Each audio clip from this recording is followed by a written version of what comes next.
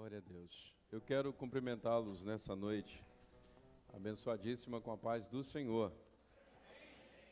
É sempre uma alegria subir nesse púlpito, no alto dessa tribuna, para pregar a palavra de Deus. Deus tem sempre um propósito com a sua palavra. Deus tem sempre um propósito com a sua igreja. Amém? Nenhuma palavra é sem propósito, todas elas encontram fundamento na nossa necessidade. Eu tenho pregado aqui séries de sermões e o último deles eu concluo hoje, querendo Deus. Preguei o primeiro sermão sobre a vida e o ministério de João Batista, onde falamos sobre o seu testemunho.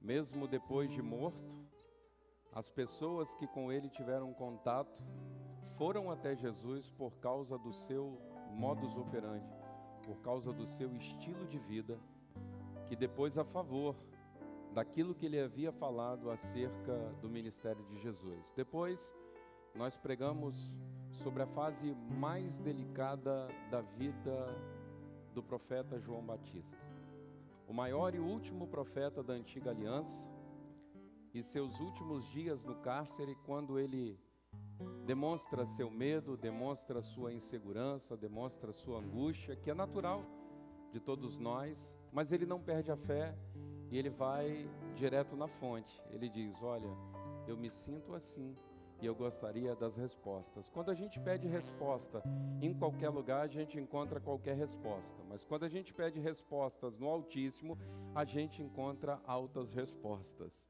Amém? Então ele buscou resposta em quem tinha resposta para dar. E hoje nós vamos pregar sobre a mensagem de João Batista, sobre a declaração de João Batista, muito mais do que o que ele pregava, o batismo do arrependimento, a frase que todos nós conhecemos, que diz: eis aí o Cordeiro de Deus que tira o pecado do mundo. Eu estava conversando com o pastor Júlio agora há pouco antes, alguns minutos antes de começar o culto, eu disse: olha, quando eu recebi a minha mensagem do finalzinho do mês passado, eu falei: bom, eu vou pregar essa mensagem numa quarta-feira. Um dia antes, o pastor Robson entrou em contato comigo e falou assim: eu te coloquei na escala da ceia. Eu falei: eu entendi pelo Espírito Santo, porque essa é uma palavra para esse momento. Nós vamos cercar a mesa do Senhor mais uma vez. Nós faremos isso com muita alegria no nosso coração. Mais uma vez, e menos uma vez, porque todas as vezes que nós cercamos a mesa do Senhor é menos uma vez na nossa história. Nós vivemos mais um dia e vivemos menos um dia. Glória a Deus por isso, porque o arrebatamento da igreja se aproxima e nós ansiamos por esse momento. Nós só estamos reunidos aqui por causa desse momento. Não haveria nenhum sentido a existência da igreja se nós estivéssemos aqui esperando nada, nos reuníssemos em torno de uma palavra que não tivesse um fundamento final, que não tivesse o cumprimento no seu ápice. Mas a palavra de Deus nos garante: esse mesmo Jesus que vocês estão vendo vir subindo, ele voltará de novo.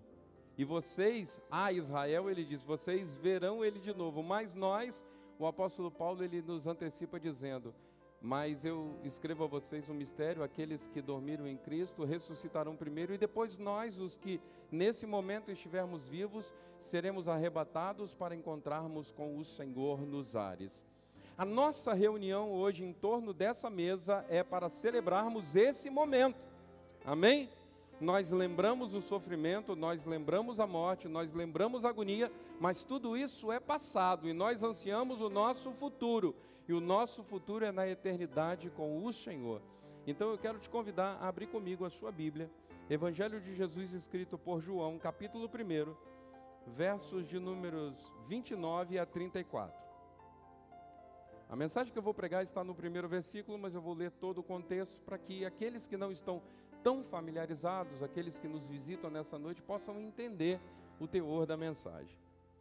Versículo 29, capítulo 1 do Evangelho de Jesus escrito por João, diz assim: no dia seguinte, João vê Jesus vindo até ele e diz: eis aí o Cordeiro de Deus que tira o pecado do mundo.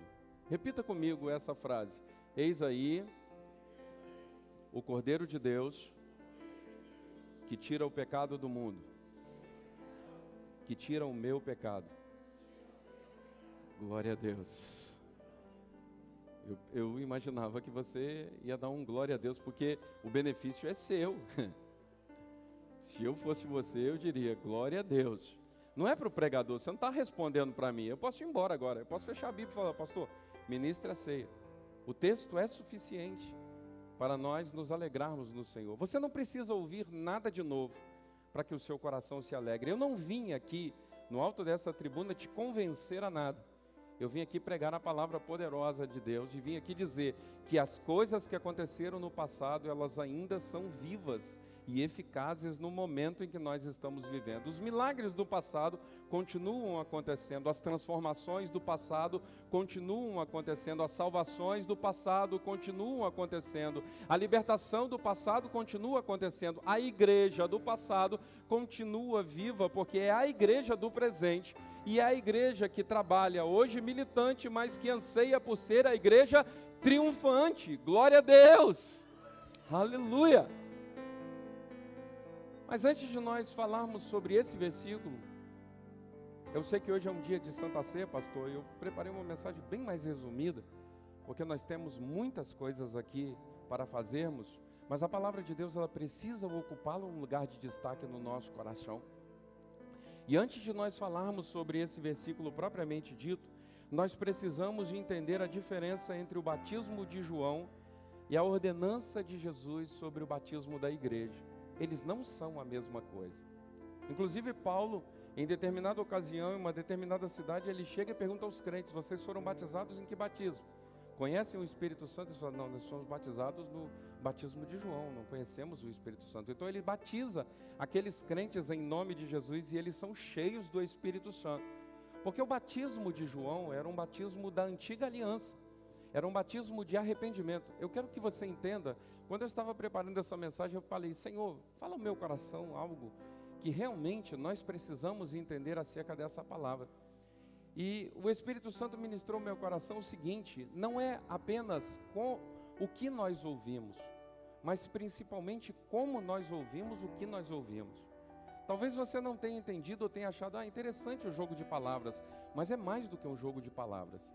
João, ele estava pregando para crentes da antiga aliança, pastor Glaucio. Eram crentes judeus, crentes israelitas. Então ele não está pregando conversão no sentido de conhecerem o Messias. Ele estava pregando uma retidão de caminho. Ele estava dizendo, olha, o reino está se aproximando. E se vocês não mudarem as atitudes de vocês, tudo que será dito será perdido, porque o coração de vocês não estará habilitado para entender a palavra. E essa deve ser uma preocupação nossa hoje. Quantas palavras abençoadas nós recebemos do trono da graça e elas entram por um ouvido quando entram e saem pelo outro. Quantas vezes Deus quer nos abençoar com uma palavra poderosa, com uma palavra de correção, porque palavras poderosas não são apenas palavras de incentivo, palavras de motivação, palavras de promessa, palavras de bênção. Todas as palavras de Deus são palavras de bênção. Então, quando Ele também nos corrige, Ele também está nos abençoando.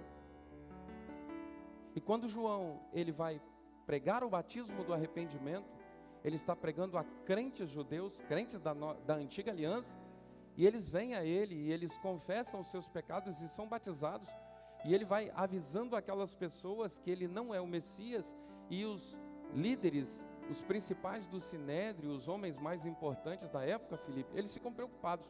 Se ele for o Messias, nós estaremos encrencados, porque ele está indo na contramão da nossa religião oficial. É muito perigoso quando nós fechamos o nosso coração à revelação da palavra de Deus, simplesmente porque historicamente nós defendemos uma bandeira. O Evangelho é mais do que historicamente defender qualquer bandeira. O Evangelho é o poder de Deus que transforma a vida das pessoas. E essa frase não pode ser apenas um jargão utilizado no alto de uma tribuna, numa mensagem que é pregada aos crentes, não. O Evangelho é realmente o poder de Deus. Você quer ver como o Evangelho é o poder de Deus? Saia da sua casa um dia e vá fazer uma visita nas penitenciárias. Você vai encontrar celas de pessoas que foram alcançadas e que estão sendo recuperadas pelo poder transformador do Evangelho de Jesus Cristo, o nosso Senhor. Pessoas que inclusive nós, do alto do nosso crentez, acreditamos que não tem mais solução, que para elas não há mais saída, que não há mais caminho, mas a palavra continua sendo a mesma, fiel e verdadeira. Jesus Cristo continua sendo o caminho, Jesus Cristo continua sendo a verdade, e Ele não é um caminho, Ele é o único caminho, Ele não é mais uma verdade, Ele é a única verdade, e Ele não é qualquer vida, Ele é a vida que nós precisamos. Então o Evangelho é realmente o poder de Deus que transforma pessoas. Não transforma aquelas pessoas que nós achamos que são boazinhas, porque ninguém é bom sem o Senhor. Bom é o Senhor para com os seus. O Evangelho transforma qualquer tipo de pessoa. E João estava preocupado com o excesso de liturgia em Israel. Eu já disse. Quando João ele começa o seu ministério, ele está tão entristecido, ele está tão aborrecido com a religião oficial. E veja bem, eu quero abrir um parêntese, eu não estou pregando contra as igrejas constituídas, nós somos igreja constituída, nós somos uma denominação respeitável. Eu estou dizendo que o Evangelho que nós vivemos precisa ir para além disso. Nós precisamos viver o Evangelho no dia a dia, precisamos acreditar que Jesus Cristo salva quando saímos do templo, até porque é lá fora que as pessoas precisam receber a mensagem da salvação, até porque quando nós fazemos um convite no final do culto, no mais das vezes nós só temos crentes, então nós estamos repetindo a mesma mensagem. Arrependam-se, arrependam-se do caminho equivocado, arrependam-se do caminho tortuoso, arrependam-se, endireitem os caminhos para que a audição de vocês não seja prejudicada, para que o Evangelho tenha entrada e fixe no coração de vocês. Isso é tão sério, meus queridos irmãos, que Jesus, ao querer representar isso aos seus discípulos e aquelas pessoas que o ladeavam, ele diz: um certo semeador saiu a semear uma semente qualquer não, a boa semente. Mas a maior parte dessa semente cai numa terra que ou é totalmente improdutiva, ou é razoavelmente produtiva, mas que não vai vingar como deveria. E só 1/4 dessa semente cai em boa terra. Mas a que cai em boa terra, ela vai produzir.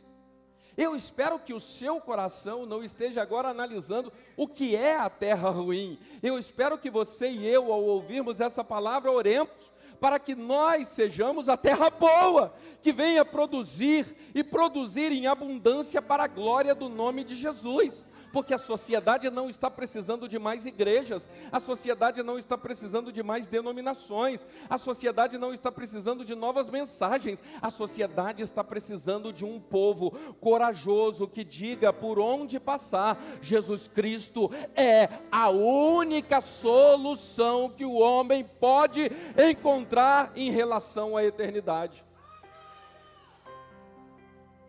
O batismo de João era externo, era o batismo do arrependimento, tanto que os fariseus e os saduceus vão até João para por eles serem batizados, porque eles não queriam ficar fora da onda. Estava todo mundo saindo naquela selfie, e eles chegaram lá de gaiatos e queriam participar, queriam que a sociedade visse que a religião estava se amoldando. É um perigo, meus irmãos, é um perigo. Nós, como igreja do Senhor, nós modernizamos. Modernizar não é o problema. O problema é acreditar que a modernização trará resultados. Hoje eu estava pensando, como nós em Jardim América somos uma igreja, graças a Deus, em que os crentes e os pastores, os obreiros são bem-humorados. Você olha para o rosto dos nossos pastores, eles são bem-humorados, eles recebem as pessoas com um sorriso no rosto. Sabe o que o Espírito Santo me disse, pastor Robson? Mas não se engane, isso não fará ninguém ficar na igreja. Sabe o que faz as pessoas ficarem aqui? É o poder da palavra de Deus. Nós podemos ter a melhor programação, podemos ter o melhor louvor, podemos ter a melhor iluminação, podemos ter um show de culto, mas isso não vai resolver resolver o problema do coração das pessoas, porque o que resolve o problema do coração das pessoas é essas pessoas entenderem que nós não estamos atrás do que fica aqui, nós precisamos pensar para além daqui, nós precisamos pensar na eternidade, e a eternidade existe e é coisa muito séria. O batismo de João também não regenerava, tanto que ele diz aos principais dos fariseus e dos saduceus: raças de víboras, quem vos ensinou a fugir da ira futura? Não venham me dizer que vocês são filhos de Abraão, porque até dessas pedras Deus pode suscitar a filhos a Abraão. Não. O negócio não é o tempo de crente, se o seu avô é uma bênção, se a sua mãe é uma bênção, se o seu tio é uma bênção, se o seu amigo é uma bênção. Se tu uma bênção, é a ordem de Jesus para nós. Se nós queremos produzir frutos, se nós queremos andar no caminho, se nós não queremos desperdiçar a palavra poderosa que nos é pregada do alto dessas tribunas, todos os cultos nós precisamos endireitar o nosso coração. Pastor, mas eu não consigo fazer isso. É o primeiro caminho, é entender que não consegue e buscar ajuda. Precisa buscar ajuda, mas não fica desesperado, desesperada não. Ajuda está aqui nessa noite. Ajuda não sou eu, ajuda não é a minha oratória, ajuda não é o meu sermão, ajuda é o bendito Espírito Santo que está conosco todos os dias, até que essa obra se consume. A ajuda vem do alto, mas ela não está restrita ao alto, ela está conosco nessa noite. Ore ao Espírito Santo para que o seu coração seja tratado, ore ao bendito Espírito Santo para que o seu coração seja transformado. Ore, mas ore com convicção, ore com retidão, produza alguma coisa.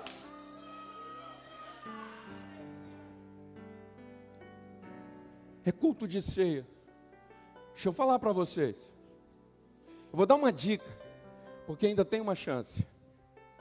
Quarta-feira o pastor Júlio pregou do alto dessa tribuna uma palavra poderosa. Podia estar pregando aqui no meu lugar hoje, mas você não viu. Talvez você estivesse trabalhando, talvez você estivesse ocupado, mas é só um talvez.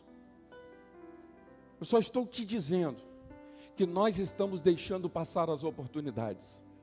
Deus está falando no meio do seu povo, e há quem tenha coragem de abrir a boca e falar: mas antigamente Deus falava. Deus continua falando do mesmo jeito, é que a nossa audição que foi alterada. Deixa eu dar um exemplo aqui que não é tão legal, mas eu tenho tanta intimidade para fazê-lo. Alguns anos atrás eu conversava com meu pai de longe, a gente trabalhou junto durante muitos anos, e eu lembro que a gente se falava de longe. Agora ele anda comigo no carro, a audição dele ficou bastante prejudicada, e às vezes eu falo e ele fala: como? E eu tenho que repetir. Eu não mudei o meu timbre, eu não mudei a altura da minha voz, mas a audição dele ficou prejudicada. Deixa eu dizer um negócio: Deus não mudou o timbre, Deus não mudou a voz, Deus não mudou a sonoridade. O Espírito Santo não deixou de ser Espírito Santo porque a igreja não tem compromisso com Ele. O Espírito Santo é Espírito Santo e Ele não depende de ninguém para ser Espírito Santo, mas Ele está disponível para mexer nesse ambiente.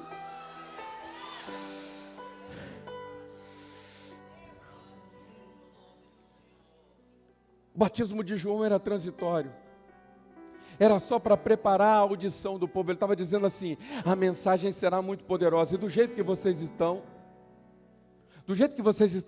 dispersos, vai acontecer o seguinte: ele vai falar as grandezas, porque o Verbo se fez carne e habitou entre nós. O evangelista, o apóstolo João diz: e nós vimos a sua glória. Meu irmão, deixa eu falar um negócio, a gente canta hoje: eu quero ver a sua glória, eu quero sentir a sua glória e o seu poder. João está dizendo: nós vimos a glória de Deus.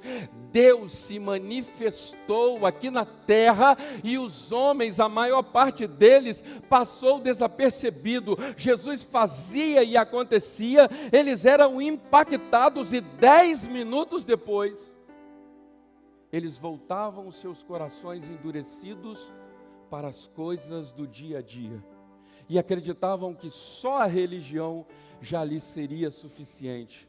No final das contas, no final do dia, no final do mês, era só diminuir o rebanho, era só matar um cordeirinho.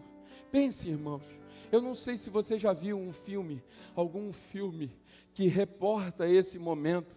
Chega um momento que o sacerdote que está ali prefigurado pelo ator, ele pega o cordeirinho e ele segura a cabeça. E é um animal mais dócil, ele não se movimenta muito, ele está pensando que é carinho. E aí a cena muda, né? Porque é feia a cena, até porque não vão matar um animal de verdade, né? É só um filme, é uma encenação.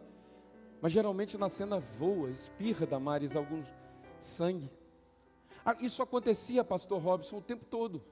E as pessoas foram sendo cauterizadas. Eu imagino que a primeira vez, pastor Lindomar, que elas levaram um animalzinho de estimação, se voltaram para casa pesarosas. Poxa, eu pequei. E o malhadinho que morreu no meu lugar.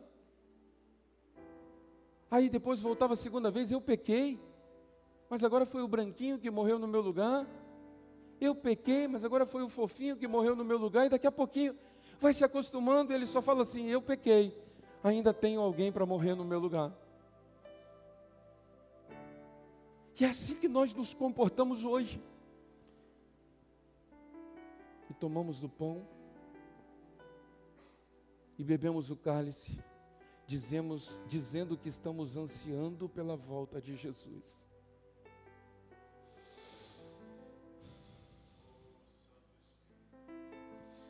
Que o bendito Espírito Santo nos faça refletir nessa noite.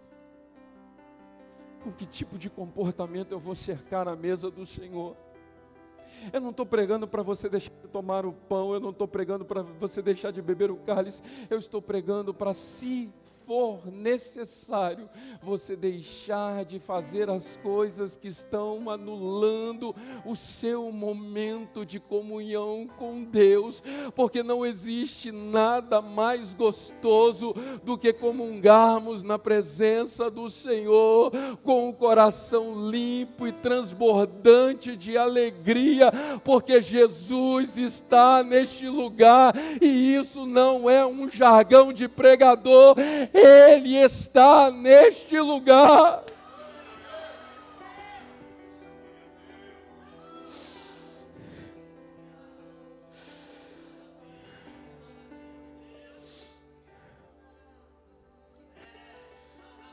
Eles mandam perguntar a João, você então é o Cristo? Não, eu não sou o Cristo, mas Ele já está entre nós, vocês não o conhecem. Não o conhecem porque estão desatentos, estão preocupados, tão preocupados com a liturgia do culto que se esqueceram de adorar. É um perigo muito grande quando nós nos preocupamos com tudo que adorna e nos esquecemos da essência. Nos preocupamos que o invólucro seja bonito, mas o que está dentro não importa porque ninguém está vendo. Mas o Espírito Santo nessa noite está sacudindo a sua igreja mais uma vez.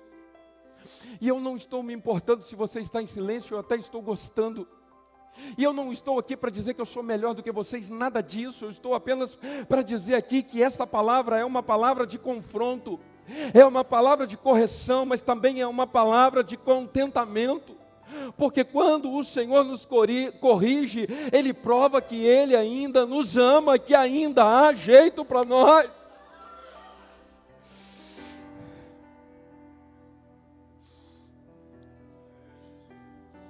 Você é o Messias, eu não sou. Então você é Elias, eu não sou. Você é um profeta, eu não sou um profeta. Eu sou a voz do que clama no deserto. Ele apela para o profeta Isaías. E ele não está dizendo para qualquer pessoa, ele está falando para os especialistas da lei. Ele está falando para os melhores professores de teologia que o mundo já teve, pastor Glaucio. qualquer um deles poderia dar aula com sobra, se fosse só conteúdo no nosso seminário. Mas faltava-lhes vida. E ele diz assim: eu sou a voz do que clama no deserto. Quando aqueles homens ouviram isso, eles deveriam pensar: se é a voz do que clama no deserto, é porque o caminho está torto. Porque as veredas não estão corretas. E Deus levantou alguém para endireitar os caminhos tortos e para aplanar as veredas que estão ruidosas. E ele prega, e Jesus vem a ele, e ele se opõe a batizar Jesus. Mas Jesus diz: não, faça isso porque é necessário por agora, para que ele visse cumprir sobre Jesus, porque depois ele dá testemunho, Mateus registra: eu vi o Espírito Santo descer sobre ele, e quem me enviou a batizar o batismo do arrependimento me disse: aquele sobre quem descer o Espírito Santo, este é o meu enviado. Ele é o Cordeiro de Deus que tira o pecado do mundo. E chega neste momento em que João está reunido mais uma vez, muito provavelmente ladeado de seus discípulos, e ele vê Jesus vindo de longe, e ele diz: eis aí o Cordeiro de Deus que tira o pecado do mundo. São três expressões tão profundas, são três expressões tão poderosas, são três expressões tão intensas. O Cordeiro, mas não é um Cordeiro qualquer. Se nós nos lembrarmos, desde o Antigo Testamento, desde a Antiga Aliança, mesmo desde antes do Pacto Mosaico, Deus está sempre providenciando um cordeiro. Ele testa Abraão e ele pede o seu filho, porque ele já tinha a provisão de um cordeiro por uma pessoa. No Êxodo, na saída do Egito, agora ele determina que para que o anjo não ferisse a casa com morte dos primogênitos, um cordeiro seria oferecido por uma família.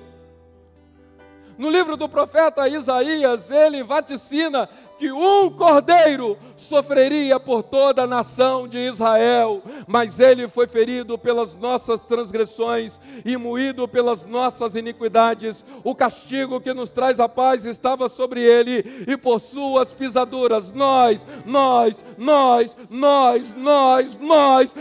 sem sombra de dúvidas, por suas pisaduras nós fomos sarados. Então imagina que ele providencia o cordeiro para um, ele providencia o cordeiro para uma família, depois ele providencia o cordeiro para uma nação, mas chega o momento da transição entre o antigo e o novo pacto, e João entende isso. Ele diz: eis aí o Cordeiro de Deus. Não é um cordeiro qualquer, não é um cordeiro que precisa ser reposto, não é um cordeiro que será substituído, não é um cordeiro ineficaz, é o Cordeiro de Deus.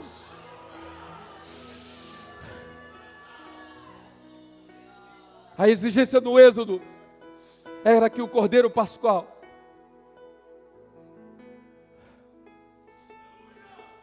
fosse um cordeiro sem defeito, imaculado.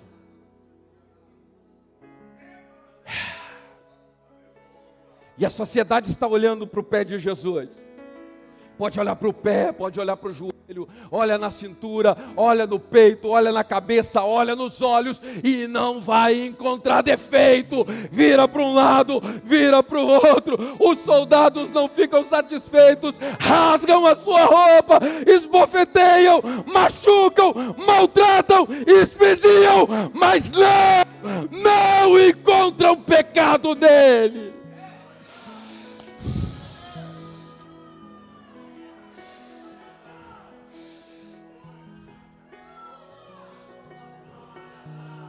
Não encontram e não vão encontrar.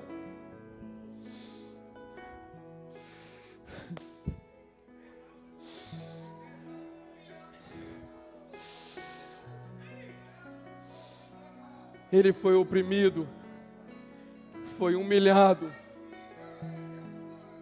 como cordeiro foi levado ao matadouro, como ovelha muda perante os seus tosquiadores.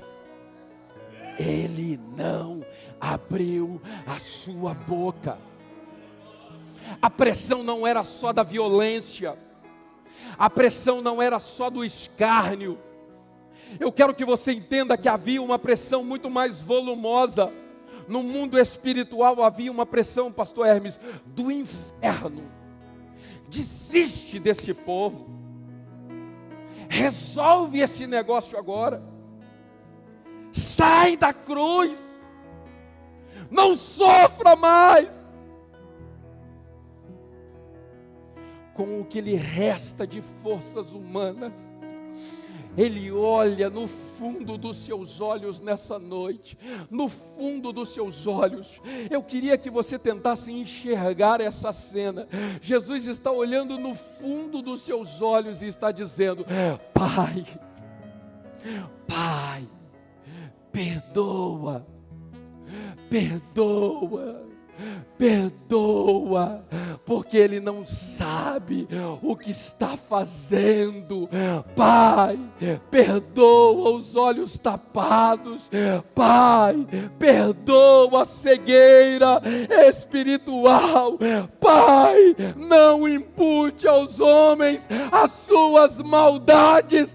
Pai, perdoa-lhes.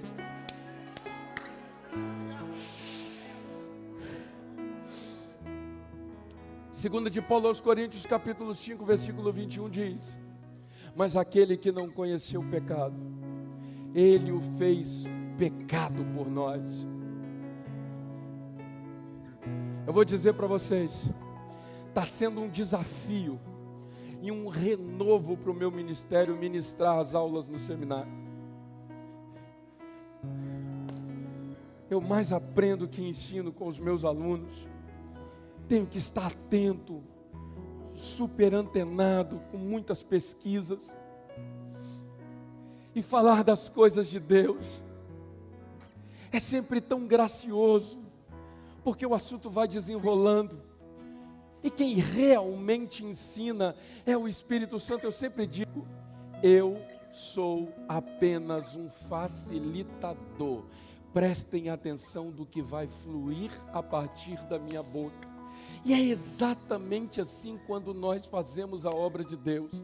Nós facilitamos, e o resto quem faz? O difícil quem faz? O impossível quem faz? O poderoso quem faz? O terrível quem faz? O tremendo quem faz? É o bendito Espírito Santo. Então, se você tem dentro desse seu coraçãozinho uma palavra de louvor, abre a sua boca agora e louve ao nome de Jesus por isso.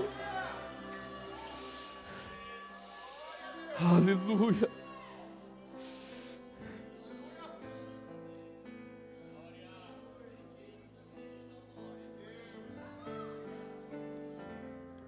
Primeiro, João fala assim: sai o cordeiro, entra o Cordeiro de Deus. Que substituição! Quem gosta de futebol sabe que geralmente o técnico monta o melhor time primeiro. E quem está torcendo fica assim: quem vai entrar agora no lugar do melhor do time? Aí já fica preocupado. Mas essa substituição é fantástica. Sai um cordeirinho e entra o Cordeiro de Deus. Sai um animal irracional e entra o Verbo que se fez carne e habitou entre nós. Sai aquele que representa as nossas imundícies e maldades. E entra aquele que diz: escolha o pior tipo de pecado, o pior tipo de castigo, o pior tipo de execução. E eu vou revelar o tamanho do meu amor por vocês. Sai o Cordeiro e entra o Cordeiro de Deus. Coloca para mim Salmo de número 32, versículo 1. Eis aí o Cordeiro de Deus, completa, que tira o pecado. Vocês pararam na hora. Colocou? Salmo 32, verso 1. Coloca aqui para mim. Deixa aí na tela também, que eu tenho que ficar virando para cá. O que está escrito aqui, igreja?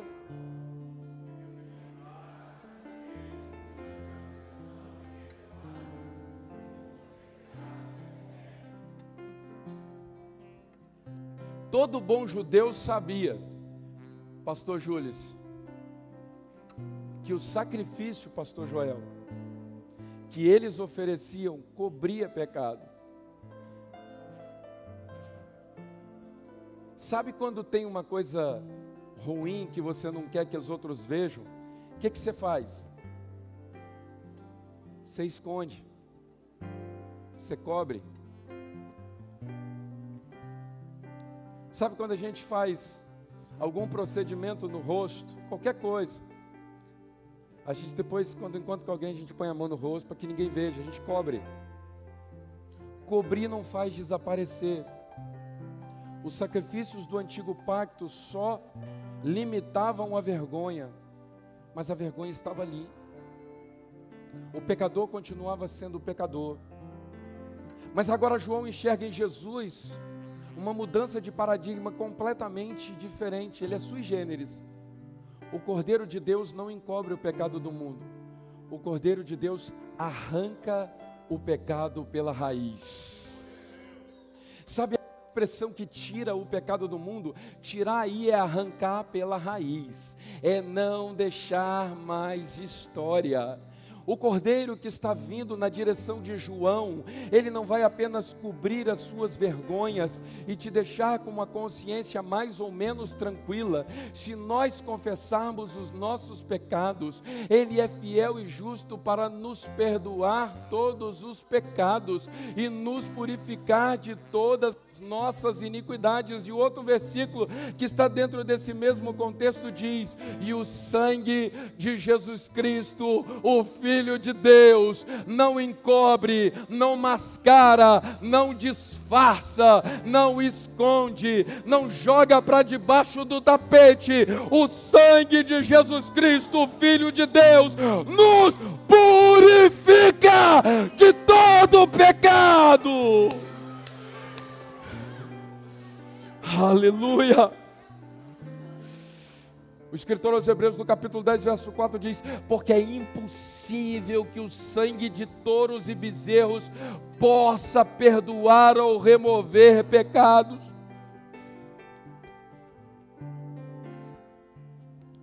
Mas já foi lido aqui nessa noite, e está na minha mensagem, no meu esboço.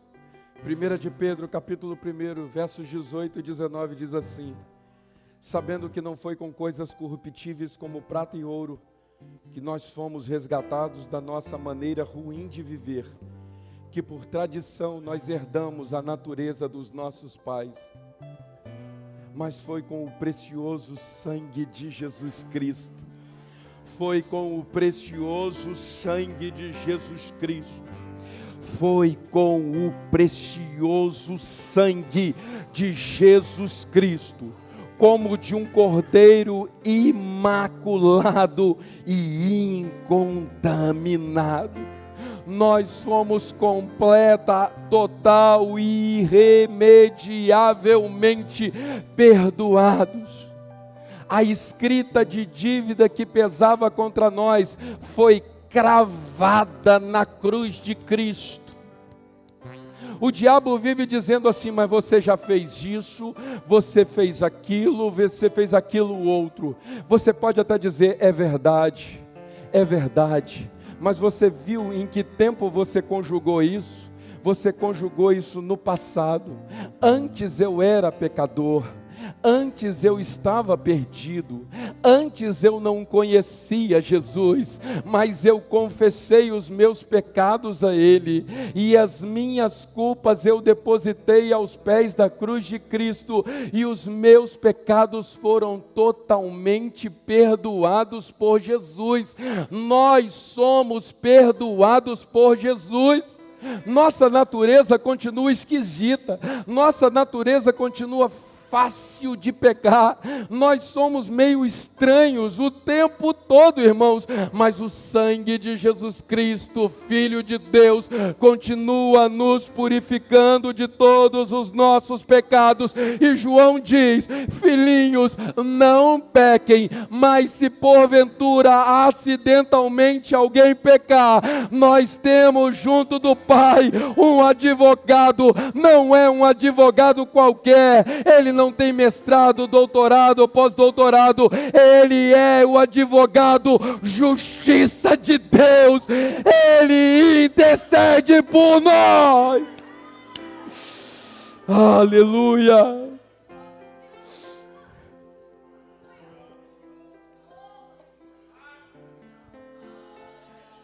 Sai o cordeiro, entra o cordeiro de Deus, sai o pecado disfarçado, sai o pecado encoberto, sai o pecado escondido, e entra o pecado perdoado. Entra não, sai, vai embora, entra coisa nenhuma, entra lá no inferno, lá é depósito disso. Nós vamos cercar a mesa do Senhor com a consciência tranquila nessa noite. Nós vamos fazer uma grande festa. Vocês não vão cansar os ministros de louvor aqui, tendo que fazer pirueta aqui em cima para que você sinta alguma coisa, não. Porque o que está acontecendo de dentro para fora. Deixa eu falar um negócio para vocês. A presença de Deus é tão grande, é tão poderosa, que ela não precisa de mais nada. De vez em quando eu sinto uma porção um pouco diferente dela. Meus filhos já até sabem, quando eu estou preparando a mensagem, eu não consigo preparar a mensagem parado. Eu ando muito. Eu ando pela casa toda. Eu tenho um quintal do lado que tem um jardim, eu vou para o jardim, eu vou andando, eu vou olhando para o céu. Eu vou à mercê do Espírito Santo, ele vai revelando no meu coração. Não me preocupe em escrever. Eu escrevo só no final, se for necessário.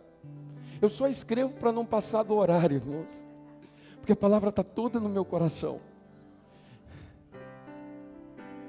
Hoje o Mateus até falou comigo: eu sei, pai, eu sei que você está nos aprontes finais aí. Eu falei: você é, já está indo para o jardim, já foi lá umas 3 vezes.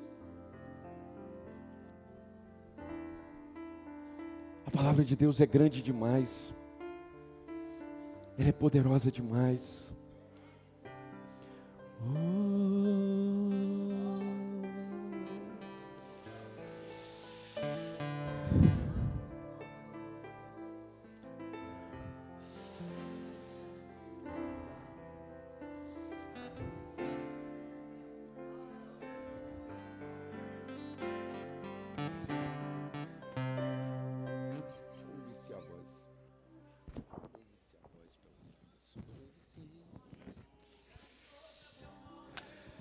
Ouve-se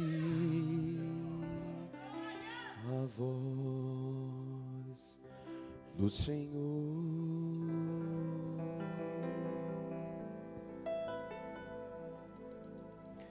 Ouve-se a voz pelas águas. Trovejo, ó Deus da glória,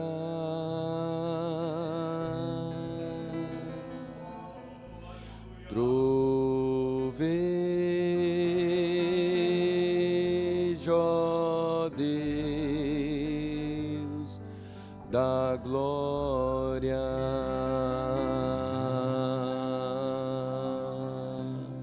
A voz do Senhor é poderosa,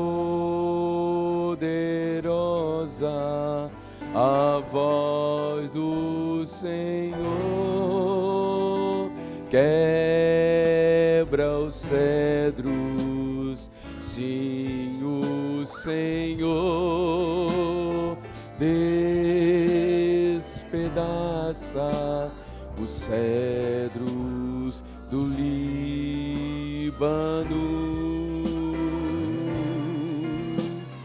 despede de armas de fogo, a sua voz é majestosa. Sim, o Senhor troveja sobre as muitas águas.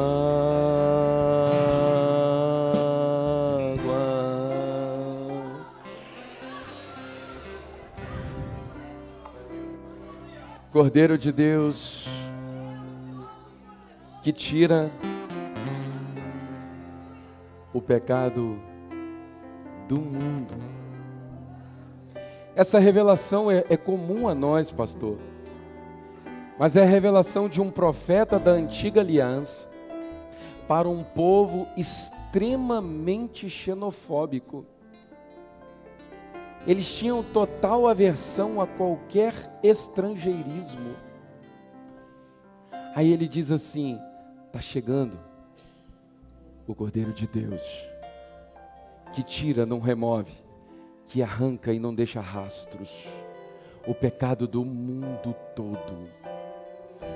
E aí João, lá no capítulo 3, versículo 16 diz: porque Deus amou a Israel de tal maneira. Não, ele diz, porque Deus amou acima de Israel. Deus amou a Israel, Deus amou a Palestina, Deus amou a Síria, Deus amou a Cisjordânia, Deus amou o mundo árabe, Deus amou a Oceania, Deus amou a África, Deus amou a Groenlândia, Deus amou a Austrália, Deus amou o México, Deus amou e vem amando os Estados Unidos, a toda a América Central. Deus amou o Brasil, Deus amou um estado que recebe o nome do bendito Espírito Santo. Deus amou Cariacica, Deus amou o Jardim América, Deus amou a sua vida. Aleluia.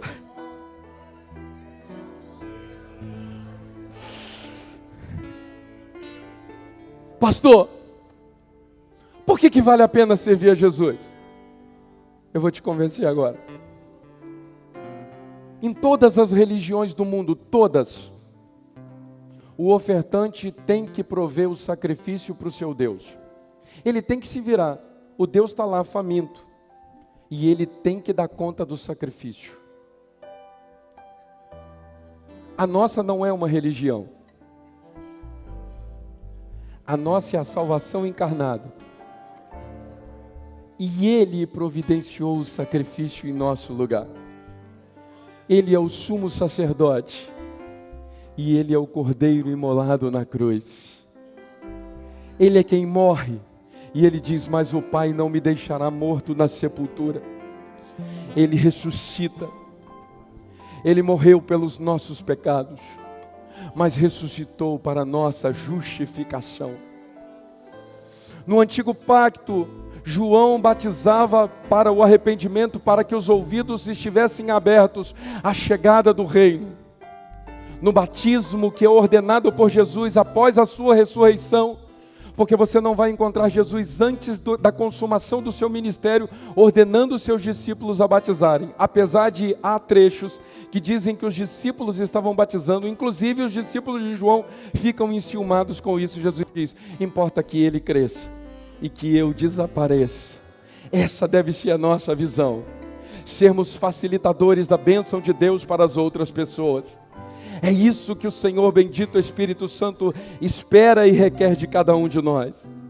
Mas agora, Jesus providencia o Cordeiro. O Cordeiro é morto. O Cordeiro ressuscita.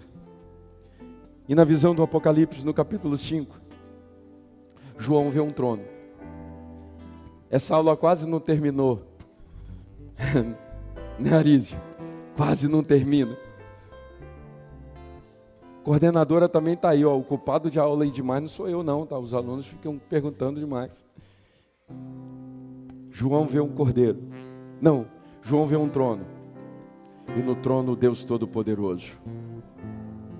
À destra do trono, um livro fechado por dentro e por fora, atado com 7 selos que ninguém pode abrir. Ninguém pode olhar, ninguém pode tocar. É um livro impossível a homens e anjos. E João começa a chorar. Mas eu acho que alguém toca no ombro dele e fala assim: chora não, levanta os olhos. E ele diz: levantei meus olhos e olhei de pé, do lado do trono, um cordeiro, como tendo sido morto, mas eis que vive. Um cordeiro como sendo morto, mas eis que vive. E alguém me disse: ele é digno. Ele é digno de desatar os selos. Ele é digno de abrir o livro. Porque ele foi morto. Com o sangue dele, ele comprou para Deus homens de todas as tribos, de todas as línguas, de todas as etnias. Imagina no céu que festa. A gente vai ver rosto comprido, a gente vai ver rosto redondo, a gente vai ver branco, amarelo, encardido, pardo, negro, preto, eu não sei agora como é que tem que chamar. A gente sabe que no céu a gente vai ver de todo tipo de gente que foi redimida pelo sangue precioso do Cordeiro. E sabe o que nós viemos fazer aqui nessa noite? Nós viemos cercar a mesa do Senhor, até que Ele venha. E enquanto Ele não chega, nós temos que anunciar a morte do Senhor, a vinda do Senhor, a ressurreição do Senhor, até que Ele venha.